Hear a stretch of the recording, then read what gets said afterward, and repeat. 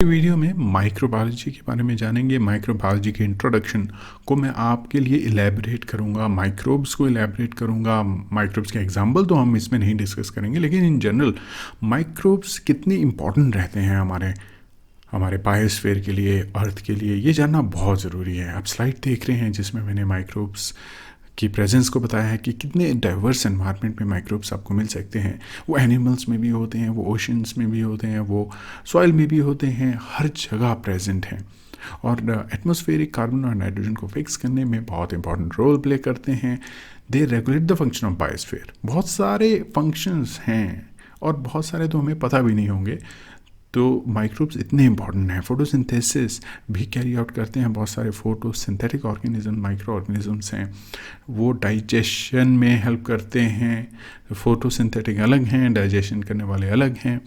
हमारे vitamin production में उनकी हेल्प रहती है। बहुत सारे फूड प्रोडक्ट आप देखेंगे माइक्रोब्स के बिना अधूरे हैं, स्पेशली योगर्ट एंड कर्ड या चीज़, ब्रेड, ये सारे जो हम फूड कंज्यूम करते हैं वो माइक्रो ऑर्गेनिजम्स की ही वजह से हमारे पास अवेलेबल होते हैं।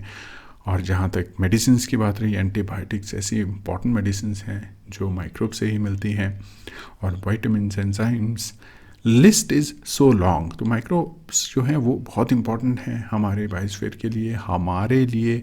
और इनको जानना जो है, इनको अगर स्टडी करना आप चाहते हैं तो माइक्रोबायोलॉजी एक ऐसा एरिया है जहाँ आप इनको जानेंगे, इनके बारे में डिटेल इन्फॉर्मेशन आपको मिलेगी। तो चलिए वीडियो शुरू करते हैं और एक एक करके इन सारी चीज़ों को डिटेल में डिस्कस करते हैं। नमस्कार दोस्तों, मैं आपका होस्ट लोकेंद्र कुमार और आज हम जानेंगे माइक्रोबायोलॉजी के बारे में। कुछ एक इंटरेस्टिंग फैक्ट्स माइक्रोब्स के बारे में हम अंडरस्टैंड करने की कोशिश करेंगे। हम जानने की कोशिश करेंगे कि माइक्रोब्स जो हैं उनका क्या रोल रहता है, क्यों माइक्रोबायोलॉजी इतनी इम्पॉर्टेंट होती है। तो इसीलिए टॉपिक का नाम आप देख रहे हैं, टॉपिक का टाइटल आप देख रहे हैं, माइक्रोबायोलॉजी एंड इंट्रोडक्शन। तो सबसे पहले माइक्रोब्स की बात कर लेते हैं। माइक्रोब्स क्या होते हैं, क्या इनका रोल रहता है स्ट्रक्चरली। अगर आप देखें तो माइक्रोब्स क्या है, सिंगल सेल्ड ऑर्गेनिजम्स हैं majority of them, and you have locomotory organs, flagella होता है। बहुत सारे ऑर्गेनिजम्स में वो मूव कर सकते हैं, कुछ एक इमोटाइल होते हैं जो मूव नहीं कर पाते हैं। बहुत इंपॉर्टेंट है ये हमारे वर्ल्ड के लिए, so they are very important for our world. दूसरा इंपॉर्टेंट फैक्ट है कि ये बहुत ही ज़्यादा बड़े नंबर में हमारे एनवायरनमेंट में पाए जाते हैं। अगर ये स्टेटमेंट मैं यहाँ पे कहूँ कि सबसे ज़्यादा जो नंबर है वो माइक्रोब्स का ही है पूरे बायोस्फीयर में, highest among all living organisms. तो माइक्रोब्स इसलिए ज़्यादा है नंबर में क्योंकि ये बहुत छोटे होते हैं। दे एक्वायर स्मॉल स्पेस, बहुत छोटी सी जगह में फिट हो जाते हैं। और माइक्रोब्स कहाँ कहाँ प्रेजेंट होते हैं। माइक्रोबियल्स ऑर्गेनिजम्स आप देखेंगे जियोथर्मल वेंट्स में होते हैं, ओशियन में, और ओशन में भी डीप ओशन में जहाँ पे बहुत ही मुश्किल है लाइफ, वहाँ पे भी माइक्रो ऑर्गेनिजम्स आपको मिलेंगे और डाइवर्सिफाइड माइक्रो ऑर्गेनिजम्स मिलेंगे। विद इन ह्यूमंस में भी होते हैं, विद इन एनिमल्स में भी पाए जाते हैं, और प्लांट्स में भी होते हैं। तो एक symbiotic relationship of this organism is there. और सॉइल में बहुत सारे ऑर्गेनिजम्स हम जानते हैं कि पाए जाते हैं। तो माइक्रो ऑर्गेनिजम्स अगर हम ये कहें कि सब जगह हैं तो ये गलत नहीं होगा, और उनके बगैर जो है वो लाइफ को सस्टेन करना बहुत ही मुश्किल होगा। अब इनका क्या रोल रहता है, ये बायोस्फीयर की जितने भी फंक्शन हैं उसको रेगुलेट करते हैं। बायोस्फीयर के अलग अलग फंक्शंस हैं, उनमें माइक्रोब्स का बहुत इंपॉर्टेंट रोल रहता है। न्यूट्रिएंट्स में इनका बहुत रोल रहता है, जो भी डेड मैटर है उसको कंज्यूम करते हैं और न्यूट्रिएंट्स अवेलेबिलिटी बढ़ाते हैं। बहुत सारे ऑर्गेनिजम्स प्लांट की तरह फोटोसिंथेटिक भी होते हैं जो कि एटमॉस्फेरिक कार्बन को कैप्चर कर सकते हैं। वो हमारे फूड को डाइजेस्ट करते हैं। तो next point, digest our food, हमारे फूड की डाइजेशन में हेल्प करते हैं।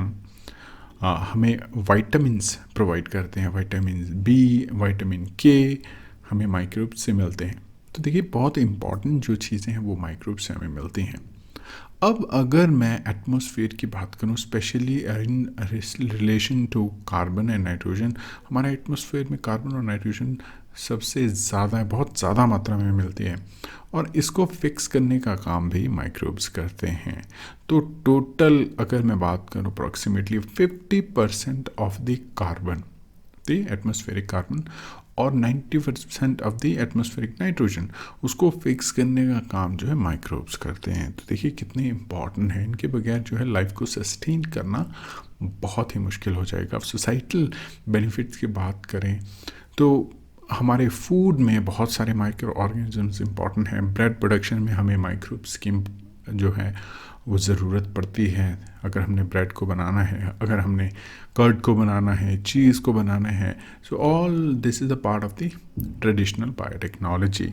और एंटीबायोटिक भी हमें माइक्रोब से ही मिलते हैं, और उन्हीं का रोल रहता है, माइक्रोब्स को किल भी करना उन्हीं का रोल रहता है। तो देखिए कितने इंपॉर्टेंट है। वाइटामिन्स और एंजाइम्स हमने बात की, वो हमें इनसे मिलते हैं। ट्रेडिशनल बायोटेक्नोलॉजी और मॉडर्न बायोटेक्नोलॉजी में माइक्रोब्स के रोल को आप कभी भी इग्नोर नहीं कर सकते। माइक्रोब्स बायोटेक्नोलॉजी का एक इम्पॉर्टेंट पार्ट है, माइक्रोबायोलॉजी बायोटेक्नोलॉजी का एक एसेंशियल पार्ट है।